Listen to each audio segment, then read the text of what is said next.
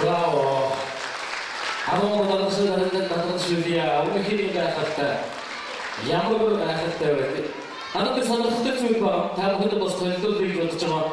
Хөгжмийн ноотыг бэлтгэл багш ингээд тоогоор бүгдийг одоо их зөх жижиг томоор бүгдийг дайнсод тоогоор ноотыг бичсэн ба энэ тоог хөгжмийн энэ аялгауг авдаг тоглосон ямар ч би хөгжмөстэй та бүхэнд шүлдия баярлалаа. Бэлтгэл багш нууцсан хэдийн хугацаанд бичсэн бэ?